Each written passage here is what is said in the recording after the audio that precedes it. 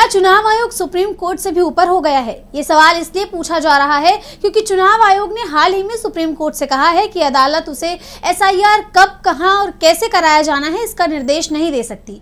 चुनाव आयोग के इस रवैये को लेकर चर्चाओं का बाजार गर्म हो गया है। तो क्या है पूरा मामला, देखिए इस रिपोर्ट में। चुनाव आयोग ने सुप्रीम कोर्ट में एक हलफनामा दाखिल कर कुछ ऐसा कहा है जिससे देश में एक नई बहस छिड़ गई है।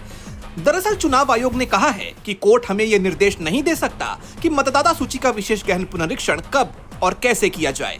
आयोग ने कहा कि देश भर में चरणबद्ध तरीके से एसआईआर कराने का फैसला करना निर्वाचन आयोग का संविधान प्रदत्त विशेषाधिकार है, लिहाजा अदालतें इस तरीके से एसआईआर का निर्देश नहीं दे सकती। अगर अदालत ऐसा निर्देश देती है तो ये निर्वाचन आयोग के संवैधानिक क्षेत्राधिकार में अतिक्रमण के समान होगा। यानी चुनाव आयोग ने कोर्ट को साफ साफ कह दिया है कि ये उनका संवैधानिक अधिकार है और कोर्ट इसमें दखलंदाजी नहीं कर सकता।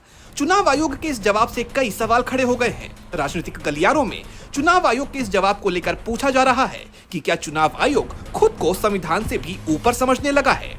दरअसल ये पूरा मामला वकील अश्विनी उपाध्याय की जनहित याचिका से जुड़ा हुआ है, जिसमें उन्होंने देश भर में समय समय पर वोटर लिस्ट में संशोधन की मांग की थी ताकि कोई भी फर्जी वोटर लिस्ट में न रहे। लेकिन चुनाव आयोग ने इस याचिका को सीधे तौर पर खारिज करने की मांग की है और साथ ही ये भी कह दिया है कि इस काम के लिए अदालत उसे आदेश नहीं दे सकती। अब जहां एक तरफ बिहार एसआईआर और वोट चोरी के मुद्दे पर चुनाव आयोग पहले से ही गिरा हुआ है, तो वहीं इस जवाब के बाद साफ हो गया है कि आयोग इस मुद्दे पर अपने अड़ियल रवैये से बाज आता नहीं दिख रहा है। डीबी लाइव की रिपोर्ट।